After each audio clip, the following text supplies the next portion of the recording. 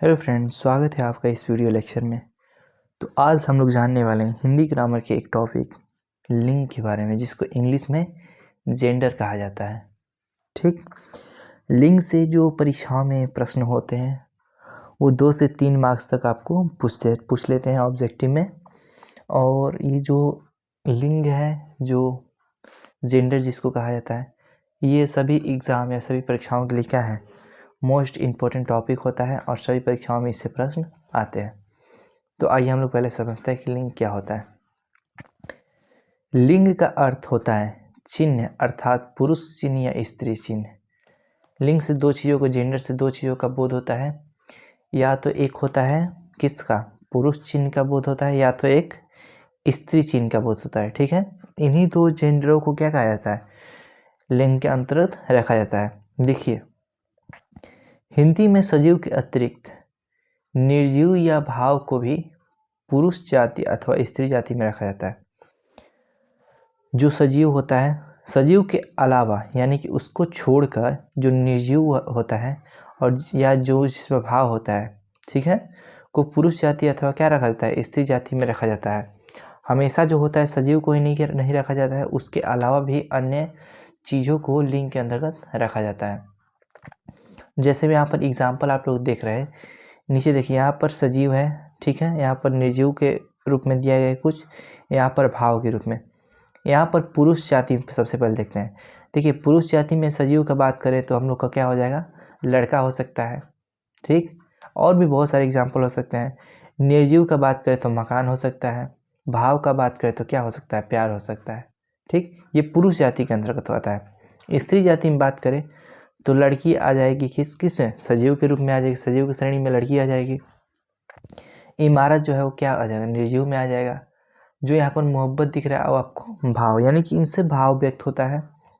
स्त्री और पुरुष जाति में ये सजीव, निर्जीव और भाव तीनों में क्या होते हैं, पाए जाते हैं। अब देखिए आगे, यहाँ पर नोट लिखा है कि पुरुष जाति को पुल्लिंग अथवा और स्त्री जाति को स्त्रीलिंग कहते हैं। पुरुष जाति को क्या कहा जाता है, पुल्लिंग कहा जाता है, और स्त्री जाति को स्त्रीलिंग कहा जाता है। ठीक, देखिए अब हम आते हैं लिंग के भेद की तरफ। लिंग के भेद समझने से पहले हम कुछ जानकारी जान लेते हैं। देखिए, अंग्रेजी में जो जेंडर के भेद होते हैं वो चार होते हैं। कितने होते हैं, 4 तरह के होते हैं। संस्कृत में अगर लिंग के भेद की बात की जाए तो 3 प्रकार का होता है, और हिंदी में लिंग की बात किया जाए तो 2 प्रकार का होता है। ये परीक्षाओं में पूछता है हमेशा कि संस्कृत में लिंग कितने होते हैं, तो कितने होते हैं, 3 होते हैं। और अंग्रेजी में अगर आपसे पूछ दे ऑब्जेक्टिव में कि लिंग के कितने भेद होते हैं जेंडर के, तो आप लोग कितना मानना है, 4 कहना है। ठीक है, और हिंदी में अगर बात करें, हिंदी ग्रामर में, तो हिंदी ग्रामर में जो लिंग के भेद होते हैं वो कितने होते हैं, 2 होते हैं। ठीक, देखिए हिंदी ग्रामर में कौन कौन से भेद होते हैं, एक होता है पुल्लिंग, एक होता है स्त्रीलिंग, और संस्कृत में एक होता है क्या चाहिए, संस्कृत के बाद हम लोग बाद में करेंगे। अब लोग हिंदी की भी बात कर रहे हैं। संस्कृत में मैं जब लिंग पढ़ाऊंगा तो वहाँ पर संस्कृत की बात की जाएगी। तो देखिए, हिंदी में एक पुल्लिंग होता है, एक स्त्रीलिंग होता है। अब आज सबसे पहले समझते हैं कि पुल्लिंग किसको कहते हैं। जिस शब्द से पुरुष जाति का बोध हो उसे पुल्लिंग कहा जाता है। यानी कि पुल्लिंग का डिफिनीशन है कि जिस शब्द से पुल्लिंग का यानी कि पुरुष जाति का बोध होता है उसे क्या कहा जाता है, पुल्लिंग कहा जाता है। जैसे में यहाँ पर आप एग्जाम्पल में देख सकते हैं, सजीव के रूप में अगर हम बात करें तो प्राणीवाचक राम, लड़का, घोड़ा, बैल, ये सब क्या हो जाएगा, सजीव के अंतर्गत पुल्लिंग हो जाएगा। ठीक है, निर्जीव को अप्राणीवाचक भी कहा जाता है। तो निर्जीव के अंतर्गत मकान, पत्र, नेत्र, पवन, ये सब क्या है, ये सब पुल्लिंग शब्द हैं। ठीक है, भाव में अगर बात करें तो भाव भी क्या है, अप्राणीवाचक है। तो भाव में आ जाएगा आपका प्रेम, बुढ़ापा, लड़कपन, सुख। ठीक है, ये सब जो आप लोग शब्द देख रहे हैं यहाँ पर, ये सब जो शब्द क्या है, ये सब पुल्लिंग है। क्या किसके अंतर्गत आते हैं, ये सब पुल्लिंग। अगर आपसे दे दे ऑब्जेक्टिव में कि इनमें से पुल्लिंग को चुनिए, तो आपको ऐसे चुनना पड़ेगा। स्त्रीलिंग और पुल्लिंग पहचानने के लिए कुछ नियम भी होते हैं। जब हम स्त्रीलिंग और पुल्लिंग का डिफिनीशन जान लेंगे तो नियम की तरफ बढ़ेंगे। देखिए, अब हम लोग जो समझते हैं स्त्रीलिंग के बारे में। जिस शब्द से स्त्री जाति का बोध हो उसे हम लोग क्या कहते हैं, स्त्रीलिंग। जैसे मैं एग्जाम्पल में देखिए, सजीव प्राणीवाचक जिसको कहा जाता है, सीता, लड़की, घोड़ी, गाय, ये सब क्या हो जाएगा, ये सब स्त्रीलिंग आपका हो जाएगा। निर्जीव की जब बात करते हो तो अप्राणीवाचक, इमारत, चिट्ठी, आँख, ईख, हवा, ये सब क्या हो जाएगा, स्त्रीलिंग हो जाएगा। भाव में अगर बात करें तो अप्राणीवाचक में सच्चाई, ईमानदारी, बनावट, सजावट, ये सब क्या हो जाएगा, हम लोग का स्त्रीलिंग शब्द हो जाएगा। देखिए लिंग निर्णय कैसे करते हैं, सबसे महत्वपूर्ण जो है हम लोग का लिंग निर्णय जब समझ जाएंगे तो हम लोग स्त्रीलिंग और पुल्लिंग में क्या भेद कर सकते हैं। तो लिंग निर्णय के लिए कुछ साधारण नियम नीचे दिए गए हैं, यानी कि कुछ नियमों को जब हम जान लेंगे तो हम लोगों को जो स्त्रीलिंग और पुल्लिंग में अंतर है जो हम लोग को समझ में नहीं आता, उसको हम आसानी से क्या कर सकते हैं, डिफाइन कर सकते हैं, यानी कि बांट सकते हैं कि ये शब्द पुल्लिंग है, ये शब्द स्त्रीलिंग है। तो आइए नियम नंबर 1 को पढ़ते हैं। जैसे यहाँ पर नियम 1 लिखा है कि मनुष्य और बड़े जीवों को पुल्लिंग और स्त्रीलिंग की पहचान आसान है। मतलब कि जो बड़े बड़े क्या दिखते हैं आपको, जीव दिखते हैं या मनुष्य देखने में लगते हैं, उनका जो पहचान होता है वो आसान होता है। तो यहाँ पर पुल्लिंग में जैसे बड़े लोग क्या हो जाएगा, पिता, पुत्र, दादा, नाना, मामा, मौसा, इन सब को देखते ही हम लोग क्या कह सकते हैं, इनको देखते ही कह सकते हैं कि ये सब क्या है, पुल्लिंग है। ठीक है। सुनार, लोहार, नायक, गायक, हाथी, मोर, ये सब जो आप देख रहे हैं आपको सिर्फ देखने से पता चल जाएगा कि वो शब्द वो सब क्या है, पुल्लिंग है। अगर स्त्रीलिंग की मैं बात करता हूँ यहाँ पर, तो स्त्रीलिंग में आपका माता, पुत्री, दादी, नानी, मामी, मौसी या नायिका या गायिका, नागिन, कुछ भी हो सकता है। ये सब जो कुछ शब्द हैं क्या है, देखने से पता चल जाता है कि ये सब जो है पुल्लिंग है, सॉरी स्त्रीलिंग है, क्या है, स्त्रीलिंग है। तो ये पहला नियम है। पहला नियम बहुत आसान है। अब बढ़ते हैं हम लोग दूसरे नियम की ओर। दूसरा जो हम लोग का नियम आता है, देखिए कुछ ऐसे जीव जिनमें पुल्लिंग स्त्रीलिंग की पहचान कठिन है, उन्हें या तो पुल्लिंग मान लिया गया है या स्त्रीलिंग। देखिए कुछ कुछ ऐसे जीव होते हैं जिनको पुल्लिंग और स्त्रीलिंग की पहचान करना बहुत क्या होता है, कठिन होता है। तो उनको पहले से ही क्या मान लिया जाता है कि या तो ये पुल्लिंग है या तो ये स्त्रीलिंग है। जैसे में देखिए जो झिंगुर होता है उसको पुल्लिंग मान लिया गया पहले से ही। चीता, भालू, घड़ियाल, भेड़िया, गिरगिट आप लोग देखते हैं, सांप देखते हैं, मच्छर, बिच्छू, ये सब जो है इनको क्या मान लिया गया है, इनको पहले से ही पुल्लिंग मान लिया गया। तो इनको आप लोग स्त्रीलिंग मानने का गलती ना करें, ये सब पुल्लिंग है तो इनको पुल्लिंग ही माने। तो रूल नंबर 2 यही बोलता है। अब आइए आगे देखते हैं। जैसे यहाँ पर देखिए यदि इन संज्ञाओं में मादा शब्द को जोड़ दिया जाए तो स्त्रीलिंग हो जाते हैं। जैसे मैं अभी बताया कि झिंगुर, चीता, भालू, घड़ियाल इत्यादि सब क्या है, इन सबको पुल्लिंग मान लिया गया है।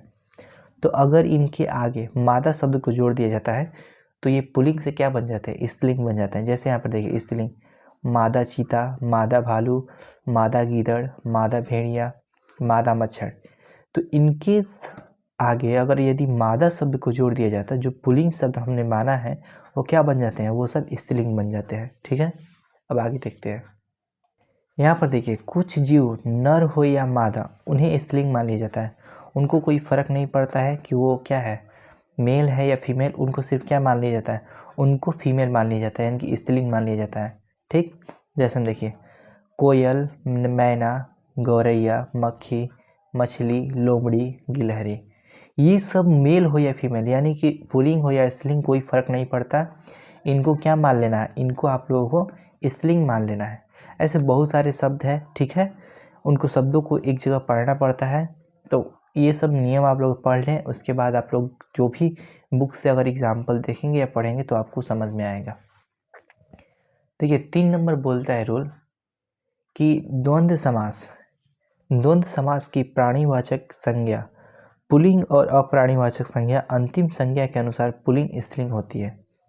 जो द्वंद्व समास आप लोग देखते हैं, प्राणीवाचक संज्ञा पुल्लिंग और अप्राणीवाचक संज्ञा अंतिम संज्ञा के अनुसार पुल्लिंग स्त्रीलिंग होता है। तो कैसे होता है, आइए एग्जाम्पल देखते हैं। देखिए जैसे यहाँ पर पुल्लिंग की मैं पहले बात करता हूँ, तो प्राणीवाचक संज्ञा को ले लेता हूँ, जैसे माँ बाप, भाई बहन, बहन बहनोई, शिव पार्वती, राधा कृष्ण, सीताराम, नर नारी, राजा रानी, यानी कि जो भी आप द्वंद्व समास देखते हैं, द्वंद्व समास के जितने भी एग्जाम्पल उदाहरण आप लोग देखते हैं, उनका जो अंतिम संज्ञा होता है उसके अनुसार उनमें क्या किया जाता है, विभेद को किया जाता है। ठीक है। तो यहाँ पर आप लोग जो शब्द देख रहे हैं ये सब क्या है, ये सब शब्द जो है यहाँ पर ये सब पुल्लिंग में है। अब पुल्लिंग में कैसे, तो आइए एक एग्जाम्पल की तरह समझते हैं।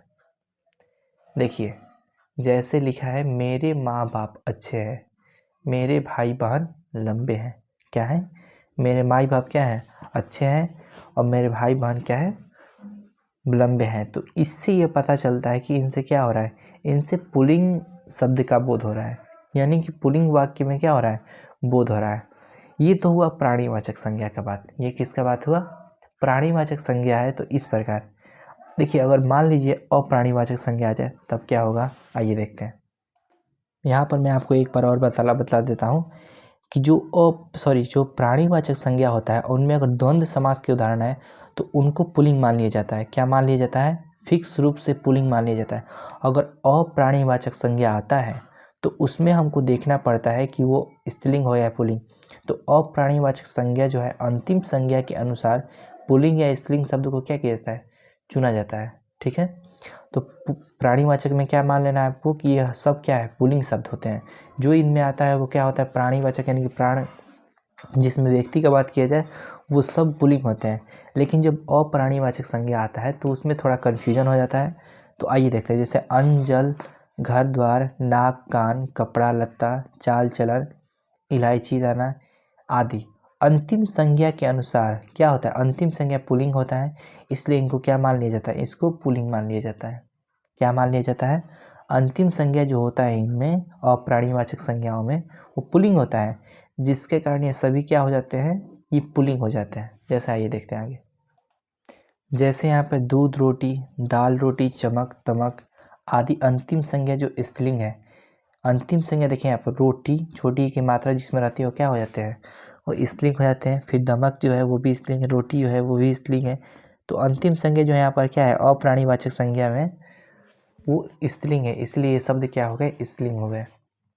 4 नंबर रूल है कि तत्पुरुष संज्ञाओं प्राणीवाचक अप्राणीवाचक के लिंग का निर्धारण अंतिम संज्ञा के लिंग के अनुसार होता है।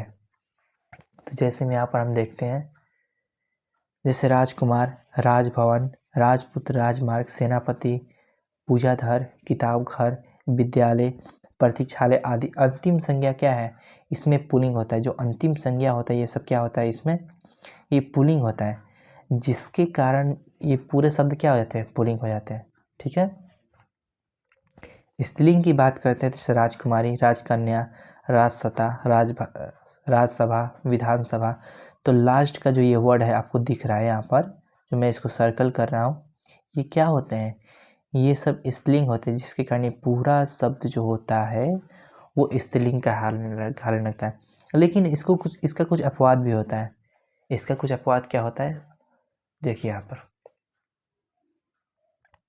जैसे में दल, ये पुल्लिंग शब्द है। ठीक है, और दलदल जब आएगा ये भी पुल्लिंग हो जाएगा। लेकिन देन क्या है, देन स्त्रीलिंग शब्द है, लेकिन लेन देन जो है पुल्लिंग हो जाता है। मणि जो है स्त्रीलिंग है, नील मणि जब होएगा तो ये पुल्लिंग हो जाएगा। निधि स्त्रीलिंग शब्द है, लेकिन निर्निधि जब आएगा, जल निधि आएगा, क्षीर निधि आएगा तो पुल्लिंग शब्द हो जाएगा। मूर्ति आएगा तो स्त्रीलिंग कहलाता है, लेकिन त्रिमूर्ति जब आ जाएगा पुल्लिंग। और यही सब अपवाद जो होता है परीक्षाओं में पूछता है, तो इसको आप लोग अच्छे से क्या करें, याद कर लें। 5 नंबर रूल है कि हिंदी में कुछ ऐसी भी अप्राणीवाचक संज्ञा है जो एक अर्थ में पुल्लिंग है लेकिन दूसरे अर्थ में क्या है, स्त्रीलिंग। जैसे में हार, हार यहाँ पर क्या होता है, पुल्लिंग शब्द होता है। यह मेरा हार यानी कि माला है। हार स्त्रीलिंग में कैसे प्रयोग होता है, तो आपकी हार पराजय हो गई, तो यहाँ पर इसका स्त्रीलिंग में प्रयोग हुआ है, यहाँ पर इसका पुल्लिंग में प्रयोग। तो एक जैसे देखने में लगते हैं लेकिन इनका अर्थ क्या हो जाता है, अर्थ जो है इनका बदल जाता है। जब इनका वाक्य में आप प्रयोग करेंगे तो क्या हो जाएगा, अर्थ जो है बदल जाएगा। तो आई होप आपको लिंग जो जेंडर है वो समझ में आया होगा। तो आप इसको अच्छे से एक बार देख लीजिए और समझ लीजिए, और हमारे चैनल को ज़रूर सब्सक्राइब कीजिए। धन्यवाद, मिलते हैं अगले वीडियो में नेक्स्ट टॉपिक के साथ। Bye bye.